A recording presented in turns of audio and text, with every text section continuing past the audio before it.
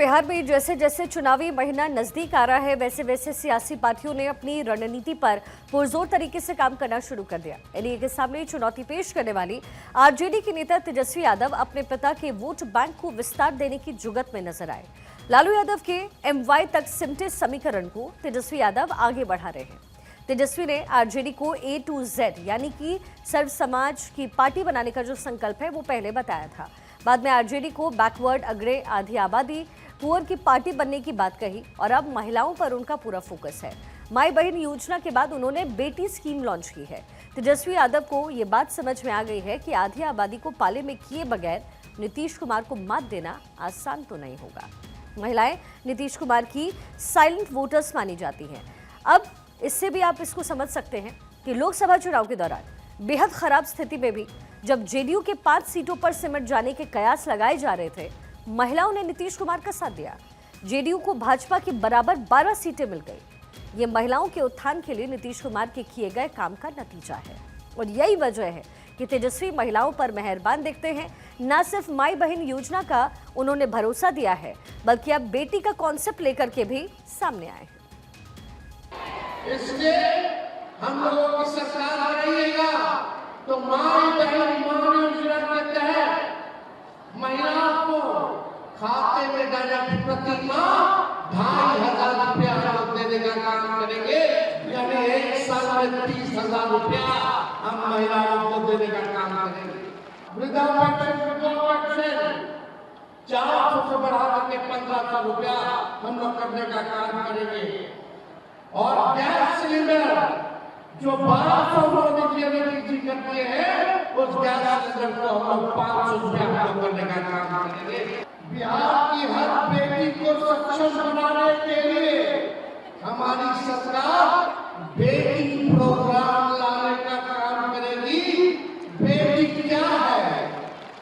B से benefit, ई से education, T से ट्रेनिंग और ई से इनकम। BETI बेटी यानी कि बेनिफिट, एजुकेशन, ट्रेनिंग, इनकम की घोषणा के लिए भी तेजस्वी ने अनुकूल मौके तय किए। अंतर्राष्ट्रीय महिला दिवस के अवसर पर आरजेडी के महिला प्रकोष्ठ ने माई बहन महासम्मेलन का आयोजन किया। तेजस्वी यादव ने महिलाओं के प्रति अपनी भावना दर्शाने के लिए बेटी स्कीम की घोषणा की है। हम लोग जी जान लगा देंगे और माई बहन मान योजना की तो शुरुआत करेंगे ही। बेटी जैसे प्रोग्राम को भी हम लोग इसकी शुरुआत करेंगे ताकि बिहार की बच्चियां जो बिहार की देश की भविष्य होंगी उनको पढ़ाई अच्छी मिले, उनके जन्म से लेकर के ही सारी सुविधाएं जो हैं उनको मिले। बिहार के पूर्व डिप्टी सीएम तेजस्वी यादव जी जान से इस समय जुटे हुए हैं। पहले उन्होंने आरजेडी को ए टू जेड यानी सब समाज की पार्टी बनाने का संकल्प बताया, तो बाद में एमवाई के दायरे से बाहर निकल करके आरजेडी को BAAP यानी बैकवर्ड, अग्रे, आधी आबादी और पुअर की पार्टी बनाने की बात कही। बाद में तेजस्वी यादव को यह लगा कि भाई इससे ही काम नहीं चलने वाला, तो उन्होंने माई बहन योजना यानी महिलाओं पर फोकस बढ़ाया और इसके लिए उन्होंने महागठबंधन की सरकार बनने पर 2,500 रुपए की सम्मान राशि हर महीने देने की घोषणा की। लालू यादव जब बिहार के मुख्यमंत्री थे तो उन्होंने जातीय गोलबंदी के लिए मुसलमानों और यादव समाज के लोगों के लिए एमवाई समीकरण बनाया। तब भी इन दोनों जातियों की आबादी बिहार की कुल आबादी की 1/3 थी। यादवों की आबादी 14% तो मुसलमानों की आबादी थी उस समय 17%। आज भी इन दोनों जातियों की आबादी तकरीबन उतनी है। यानी लालू ने अपना वोट बैंक मजबूत करने के लिए जो जातीय समीकरण सेट किया वो आज भी उनके लिए कारगर है। आरजेडी सुप्रीमो लालू प्रसाद यादव और राबड़ी देवी का सपना है कि उनके बेटे तेजस्वी यादव इस बार बिहार के सीएम बने।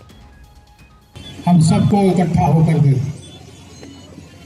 इस देश में अपनी सरकार बनानी है। तेजस्वी यादव को मुख्यमंत्री बनाना है और कहीं किसी के सामने सर नहीं झुकाना है। हम लोग खड़े हैं और हम सरकार बनाएंगे। तेजस्वी यादव को मुख्यमंत्री अपने बनाएंगे हर हालत में। इसके लिए जितनी मेहनत तेजस्वी यादव इस समय कर रहे हैं उससे कम लालू यादव और उनकी पत्नी राबड़ी देवी भी नहीं कर रहे। हाँ, ये जरूर है कि वो तेजस्वी की तरह अभी पटना से बाहर नहीं आ रहे हैं, लेकिन लालू ने तो पहले ही घोषणा कर दी कि वो विधानसभा चुनाव के प्रचार में निकलेंगे।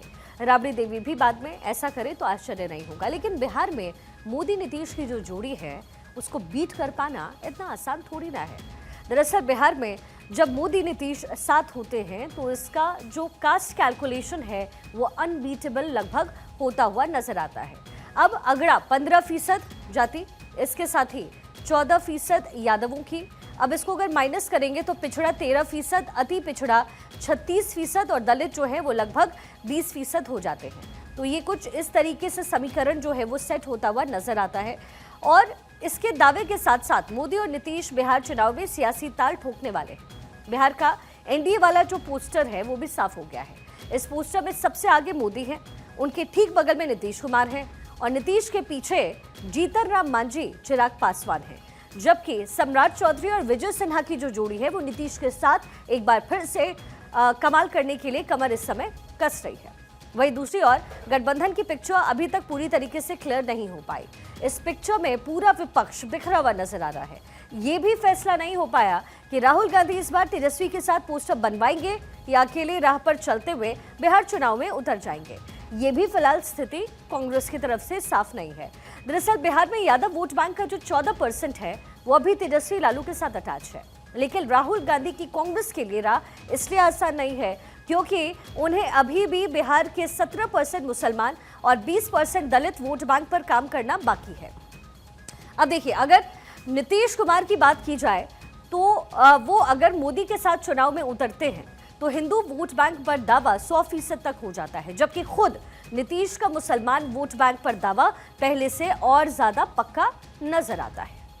अब कहीं किसी प्रकार से आप समझ लीजिए कि कोई झगड़ा झंझट नहीं होता है। और हमने तो एक बार और किया था, हिंदुओं का भी जो हमने मुसलमानों का ठीक किया और उसके बाद हमने पता किया कि जो हिंदुओं का भी हिंदू मंदिर है और उसका भी कुछ न कुछ रात में घेराबंदी करके गड़बड़ करता था, तो इसीलिए हम लोगों ने उसके बारे में पीछ करके 60 साल जितना पुराना था, 60 वर्ष से पुराने हिंदू मंदिरों का भी पूरा घेराबंदी। अब कोई हिंदू वाले में भी झंझट नहीं, अब मुस्लिम का भी जो कर रहे थे झंझट वो भी खत्म और किसी प्रकार से कोई काम नहीं। अब देखिए, मुसलमानों के साथ साथ नीतीश कुमार का महिला वोट बैंक पर भी पक्की तरीके से नजर उनकी बनी हुई है और तभी महिलाओं को लेकर के बिहार सरकार की कई योजनाएं पिछले कई सालों से चलाई जा रही है और इसलिए नीतीश खुल करके महिलाओं की बात हर जगह करते नजर भी आते हैं। का सारा काम महिलाओं के लिए कितना हुआ है मालूम है, एक एक बात हमने बता दिया है। आप महिला को कोई दिक्कत नहीं है, एक एक तरह से कुछ नहीं जानती हो। अरे यही लोग बना दिया है तो तू लोग का कौन महिला का है? जब आप लोग नहीं है, आप लोग को जो कभी महिला के लिए किया नहीं उन्हीं लोगों के पार्टी में है। आप ठीक जवाब दीजिए।